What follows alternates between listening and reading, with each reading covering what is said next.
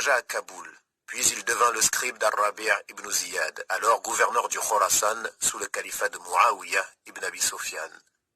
Après quoi il s'installa à Bassora et fut connu sous le nom d'Al-Hassan al-Basri. Le fait que les avis d'Al-Hassan al-Basri soient cités dans de nombreux ouvrages religieux depuis des siècles n'est pas anodin. Effectivement, l'on a affaire à une sommité, à un homme considéré par certains comme le meilleur des successeurs tant sa science était grande. Ibn Sa'd dit d'ailleurs à ce sujet, Al-Hassan possédait une science encyclopédique. Il était un savant illustre et émérite. Il était digne de confiance dans ce qu'il rapportait. En outre, il était un adorateur, un fervent dévot, possédant un immense savoir. Il était éloquent, beau, gracieux. Les hadiths qu'il rapportait pouvaient être utilisés comme argument. De même, Bakr ibn Abdillah al-Mazani a dit que celui qui souhaite voir la personne la plus érudite que nous ayons jamais vue, aille voir Al-Hassan. Qatada, quant à lui, disait Al-Hassan était l'une des personnes les plus savantes en matière de licite et d'illicite. Voici, pour souligner davantage nos propos, une anecdote nous montrant le prestige et la haute considération dont jouissait Al-Hassan auprès des autres savants.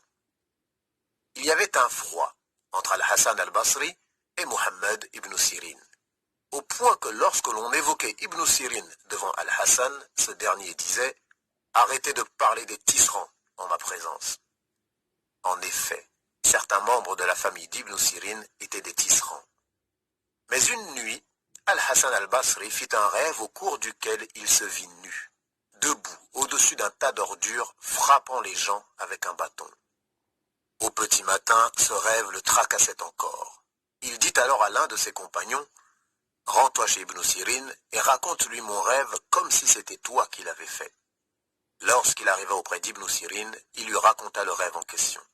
C'est alors qu'Ibn Sirin lui lança « Dis à celui qui a fait ce rêve de ne pas interroger les tisserands à ce sujet. » L'homme revint en informer Al-Hassan al-Basri qui prit la chose très au sérieux et s'écria « Allons le voir. » Lorsqu'Ibn Sirin le vit s'approcher, il se leva, et les deux hommes se serrèrent la main et se saluèrent.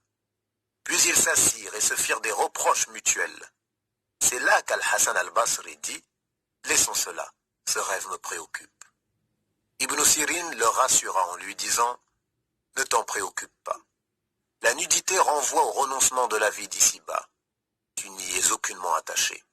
Quant au tas d'ordures, cela représente ce bas monde qui t'est apparu sous ses véritables traits. Tu en vois donc sa réalité.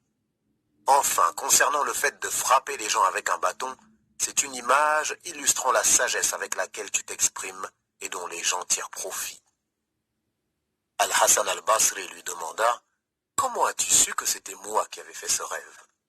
Ibn Sirin lui avoua « Lorsque ton messager me le décrivit, j'ai réfléchi, et je n'ai vu personne d'autre que toi mériter de faire un tel rêve. »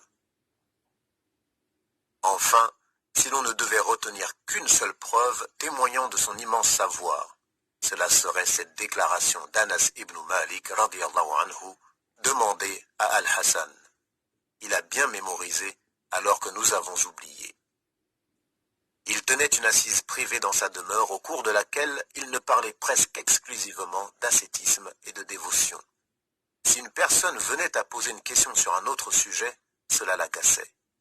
Concernant ses assises à la mosquée, il y enseignait le hadith, la jurisprudence, les sciences coraniques, la langue arabe ainsi que d'autres sciences. De surcroît, Al-Hassan al-Basri était un véritable ascète. Il dédaigna les richesses des rois. Dès lors, ils s'intéressèrent à lui. Il se passa des gens et de leurs biens. Dès lors, ils l'aimèrent. Ainsi Yunus ibn Ubayd a dit à ce sujet. Al-Hassan al-Basri récupéra une somme d'argent octroyée par le gouverneur et la distribua. Sa famille lui mentionna alors les besoins auxquels il devait faire face. Il leur répondit « Le reste de cet argent ne vous est pas destiné. En vérité, il n'y a aucun bien en cet argent, si ce n'est de l'utiliser ainsi. » De même, Matar rapporte. Nous rendîmes visite à Al-Hassan al-Basri à son domicile alors qu'il était malade. Il n'y avait rien. Pas de matelas, pas de tapis, pas d'oreiller, pas de natte, rien. si ce n'est le lit poussiéreux sur lequel il se trouvait. Voici, pour couronner ce chapitre, une lettre qu'il écrivit à Omar ibn Abdul Aziz. Ceci étant dit, ô commandeur des croyants, sache que ce bas monde n'est pas une demeure où l'on s'établit. Adam alayhi salam y est descendu en guise de châtiment. Il suffit à celui qui ne connaît pas la récompense d'Allah Azza wa Jal de savoir qu'il y a une récompense. De même, il suffit à celui qui ne connaît pas le châtiment d'Allah Azza wa Jal de savoir qu'il y a un châtiment. Ce bas monde agit d'une manière singulière. Il humilie celui qui l'honore, rabaisse celui qui l'élève, rend pauvre celui qui amasse ses biens. Il fait des victimes à chaque instant. On s'y approvisionne en le délaissant. Le véritable riche en ce bas monde est celui qui apparaît pauvre. Par Allah, ô commandeur des croyants, ce bas monde est tel un poison. Celui qui ne le connaît pas l'ingurgitera pour guérir, mais finira par en mourir.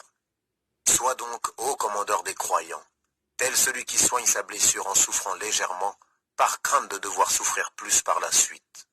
Ce dernier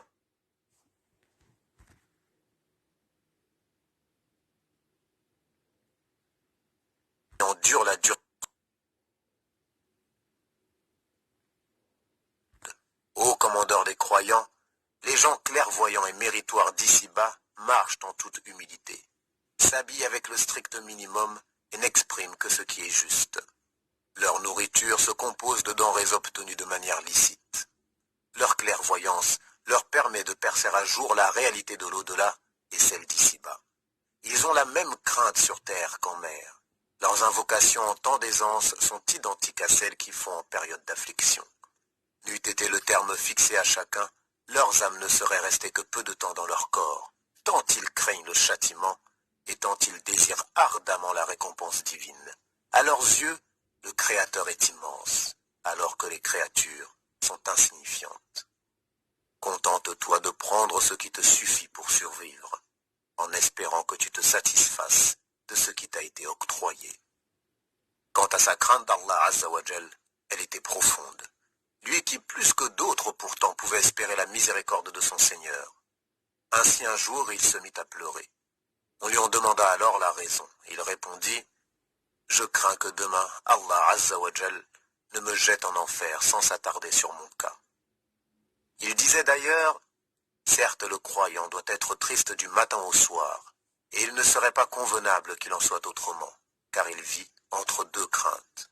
Entre celle liée à un péché passé, au sujet duquel il ignore quel sort lui sera réservé par Allah Azza wa Jal, et celle d'un délai de vie durant lequel il ne sait s'il sera touché ou non par une calamité.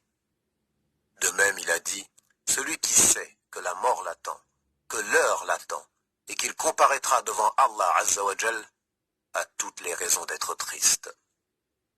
Alqama ibn Marthad a dit au sujet d'Al-Hassan al-Basri, nous n'avons jamais vu une personne éprouvant une tristesse aussi profonde. On aurait dit, quand vous l'observiez, qu'il venait d'être frappé par un malheur. Il disait, nous rions, alors qu'il se peut qu'Allah Azza wa Jal, à la vue de certaines de nos œuvres, ait dit, je n'en accepte aucune. Malheur à toi, ô fils d'Adam, es-tu assez fort pour combattre Allah Azza wa Jal? Car en effet, quiconque désobéit à Allah Azza wa Jal l'aura combattu. Par Allah, j'ai rencontré 70 vétérans de la bataille de Badr. La plupart de leurs habits étaient en laine. Si vous les aviez vus, vous auriez dit d'eux qu'ils étaient fous. Et s'ils voyaient les meilleurs d'entre vous, ils diraient, ces gens n'ont aucune part dans l'au-delà. Et s'ils voyaient les pires d'entre vous, ils diraient, ces gens ne croient pas au jour des comptes. J'ai vu des gens pour qui ce bas monde avait moins de valeur que la poussière sous leurs chaussures. J'ai vu des gens qui, le soir venu, ne trouvaient chez eux que de quoi se nourrir pour la journée, et qui malgré cela disaient, je ne vais pas manger tout cela, je vais en donner une partie pour satisfaire Allah Azza wa Jal. Alors ils en donnaient une partie en aumône, quand bien même ils étaient plus dans le besoin que celui à qui ils faisaient cette charité. Hamza al-A'ma raconte, ma mère m'amena voir Al-Hassan al-Basri, à qui elle dit, ô Abu Saïd, voici mon fils. J'aimerais qu'il te tienne compagnie. Il se peut que par la grâce d'Allah Azza wa Jal, tu lui sois bénéfique. Je fréquentais ces assises avec assiduité. Un jour, il me dit, « Ô mon enfant, sois en permanence triste de ne pas jouir des bienfaits de l'au-delà. Peut-être que cela te permettra d'y accéder. Pleure lorsque tu te trouves seul, en espérant que ton Seigneur, en te voyant ainsi, te fasse miséricorde du fait de ses larmes. Tu feras alors partie des gagnants. » Lorsque j'entrais chez lui, il pleurait. Quand je le trouvais avec d'autres personnes, il pleurait. Parfois même, alors qu'il était en prière, j'entendais ses sanglots. Un jour, je lui dis, « Oh Abou Saïd, tu pleures énormément. » Il se mit à pleurer et me dit, « Oh mon enfant, et que fera donc le croyant s'il ne pleure pas? Oh mon enfant, les pleurs appellent la miséricorde. Alors, si tu peux passer ta vie à pleurer, fais-le. Peut-être ainsi qu'Allah, en te voyant dans cet état, te fera miséricorde. Tu seras alors sauvé de l'enfer. » Un jour, un homme vint à lui et lui dit, « Je désobéis à Allah et commets des péchés. Mais j'observe qu'Allah continue à m'accorder des bienfaits et à m'octroyer des biens d'ici-bas, et je ne me vois privé de rien. » Al-Hassan al-Basri lui demanda, « Veilles-tu la nuit en prière ?» L'homme répondit que non. Le cheikh reprit, « Il te suffit comme punition de savoir qu'Allah Azza wa Jal t'a privé de lui adresser tes supplications. » Al-Hassan al-Basri était un homme qui faisait ce qu'il disait. S'il ordonnait une chose convenable, il était le premier à la mettre en œuvre, et s'il interdisait une chose blâmable, il était le premier à la délaisser. Jaloux de sa religion, il se montrait ferme et combattait tout acte répréhensible, et sa langue alors infligeait des brûlures plus cuisantes que le fouet. Un jour qu'il sortait de chez le gouverneur, il trouva des récitateurs de Coran à la porte du palais. Il les sermonna alors. « Qu'est-ce qui vous pousse à vous asseoir ici? Vous désirez entrer auprès de ces vauriens? Par Allah, leurs assises ne sont pas celles de gens vertueux. Séparez-vous, qu'Allah sépare vos âmes de vos corps. Vous avez élargi vos sandales, retroussé les pans de vos habits et tondu vos cheveux. Vous avez déshonoré les récitateurs, qu'Allah vous déshonore.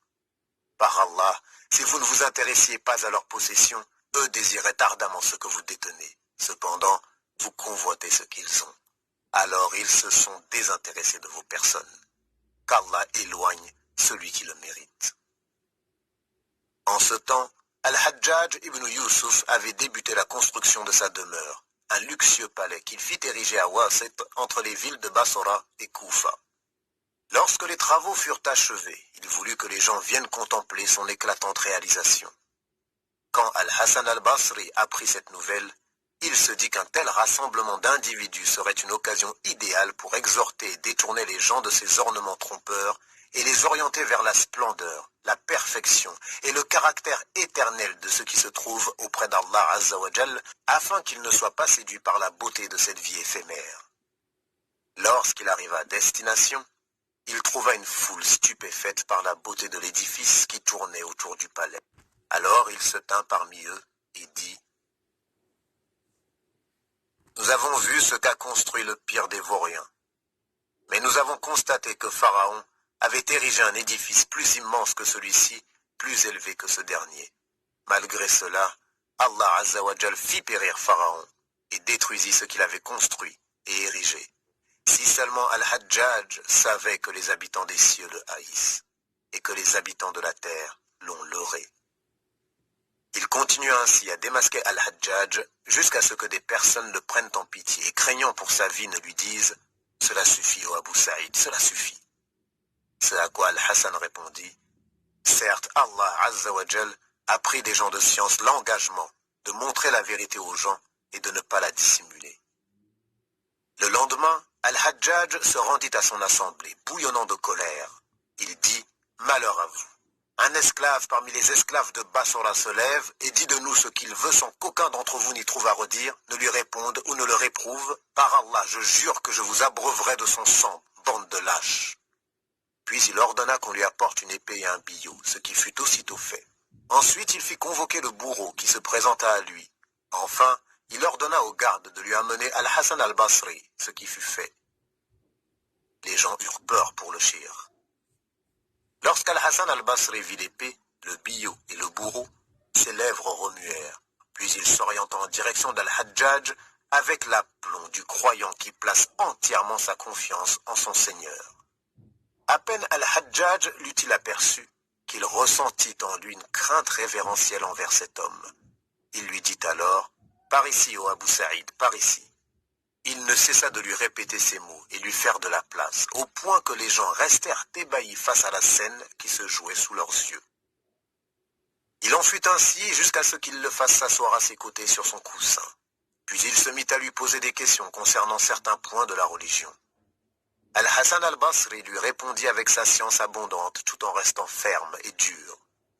Al-Hajjaj conclut alors cette entrevue en lançant « Ô Abu Saïd, tu es le maître des savants. » Puis il appliqua son plus cher parfum de ses propres mains sur la barbe du shir et enfin il lui fit ses adieux. Lorsqu'Al-Hassan al-Basri quitta le palais, le portier d'Al-Hajjaj le suivit et lui dit « Ô Abu Saïd, sache qu'Al-Hajjaj t'avait convoqué pour autre chose que ce qui s'est déroulé. Quant à moi, je t'ai vu entrer au palais et remuer tes lèvres lorsque tu vis l'épée et le billot. Qu'as-tu dit à ce moment-là » Il répondit « J'ai dit, ô toi de qui provient les bienfaits qui me touchent, fais que sa vengeance soit une fraîcheur salutaire pour moi, comme le feu fut une fraîcheur salutaire pour Ibrahim. » On vient de le voir, Al-Hassan al-Basri n'hésitait pas à prodiguer de bons conseils, aux puissants, aux faibles, aux créatures d'Allah Azza wa Jal, quelles qu'elles soient. Ainsi, lorsque Omar ibn Abdel Aziz lui écrivit une lettre pour lui demander de l'exhorter, ce dernier lui répondit « Certes, celui qui te tient compagnie ne te conseille pas, alors que celui qui te conseille ne te tient pas compagnie. » De même, lors des troubles occasionnés par Ibn al-Ash'ath qui combattit Al-Hajjaj ibn Yusuf, Uqba ibn Abdil Ghafir, Abu al-Jawza, Abdullah ibn Ghalib et d'autres allèrent voir Al-Hassan al-Basri et lui dire « Ô Abu Saïd, quel est ton avis concernant le fait de combattre ce tyran qui a fait couler du sang sacré, s'est accaparé des biens de manière illicite, qui a délaissé la prière, qui a fait telle et telle chose ?» Al-Hassan al-Basri leur répondit « Mon avis est que vous ne devriez pas le combattre. En effet, si c'est une punition d'Allah Azza wa Jal, alors vous ne renverrez pas le châtiment d'Allah Azza wa Jal par le biais de vos épées. Si en revanche il s'agit d'une épreuve, alors patientez jusqu'à ce qu'Allah Azza wa Jal juge entre vous, et il est le meilleur des juges. » Ils sortirent de chez lui en disant « Allons-nous obéir à ce non-arabe » Ils combattirent donc aux côtés d'Ibn al-Ash'ath et furent tous tués. Certes, l'imam de Bassora ne faisait pas preuve de libéralité qu'avec ses conseils et recommandations.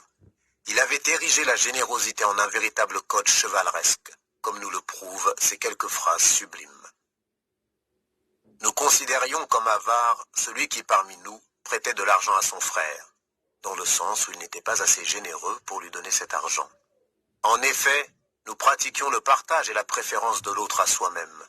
Par Allah, il y avait parmi ceux que j'ai vus et fréquentés celui qui déchirait son pagne, afin d'en donner la moitié à son frère. En outre, il y avait avant vous celui qui, arrivé au moment de rompre son jeûne, s'arrêtait devant l'un de ses frères et lui disait « Certes, aujourd'hui j'ai jeûné pour Allah Azza wa Jal, et je veux, si Allah accepte cette œuvre, que tu en aies une part, alors donne-moi une portion de ton repas. » L'autre lui apportait alors ce qu'il avait comme eau et date, et il rompait son jeûne avec ses victuailles. De même, il a dit « J'ai vécu à une époque où il y avait des personnes parmi lesquelles on pouvait trouver un homme qui remplaçait son frère, épaulant la famille et les enfants de ce dernier 40 ans après sa mort. Il disait « Le serviteur sera interrogé au sujet de toute dépense qu'il accomplira, excepté une dépense pour ses parents et ses descendants, ou son frère en Allah Azza wa Jal, son compagnon dans l'obéissance du Seigneur. En effet, il est rapporté qu'Allah Azza wa Jal éprouve de la gêne à lui demander des comptes dans ces cas. » Ainsi, Qatada rapporte « Nous nous rendîmes auprès d'Al-Hassan al-Basri alors qu'il dormait. Près de sa tête, il y avait un panier. Nous le tirâmes et y trouvèrent du pain et des fruits. Nous nous servimes, ce qui le réveilla. Il nous vit, ce qui le réjouit et le fit sourire. Puis il récita « Aw sadiqikum laysa alaykum junah » ou chez vos amis, nul empêchement à vous. Surat An-Nur, verset 61. Et quant à ces paroles de sagesse, elles qui ont traversé l'espace et le temps, elles sont toujours aussi éclatantes de vérité. Ainsi il a dit, Quels mauvais compagnons que le dinar et le dirham. Ils ne te sont utiles qu'une fois que tu t'en sépares. Comporte-toi envers les gens comme tu souhaiterais qu'ils se comportent avec toi, et ils se comporteront avec toi de manière similaire. La mort a démasqué ce bas monde, ne laissant à celui qui est doué d'intelligence plus aucune place à la joie. Le rire du croyant n'est qu'une insouciance de sa part. On lui dit, un tel a médit de toi. Il lui envoya un plateau de gâteaux en lui transmettant ce message. On m'a informé que tu m'avais offert tes bonnes actions. Alors je tenais à t'en remercier en t'offrant ceci. Il disait, ô fils d'Adam, tu n'es en réalité que des jours, et à chaque jour qui passe, c'est un peu de toi qui s'en va. De même il disait, méfie-toi de celui qui te rapporte les propos des autres, car il rapportera tes propos à d'autres. Un homme dit un jour à Ibn Sirin, « J'ai fait un rêve dans lequel un oiseau s'emparait des meilleures pierres de la mosquée. » Ibn Sirin dit, « Si tu dis vrai au sujet de ton rêve, alors Al-Hassan est mort. » Et effectivement, Al-Hassan mourut peu de temps après. On rapporte qu'au cours de son agonie, il s'évanouit.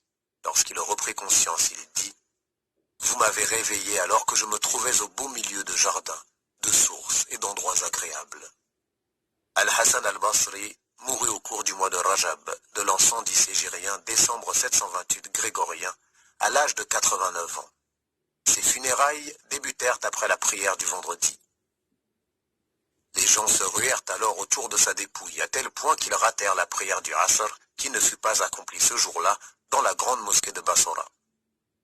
Hisham ibn Hassan a dit, « Jeudi soir, nous étions chez Muhammad ibn Sirin lorsqu'un homme entra disant, « Al-Hassan est mort. » Muhammad invoqua alors la bénédiction d'Allah Azzawajal en sa faveur, puis il changea de couleur et ne parla plus. Les gens, voyant sa souffrance, respectèrent son silence. Muhammad ibn Sirin ne survécut que 100 jours à cette nouvelle.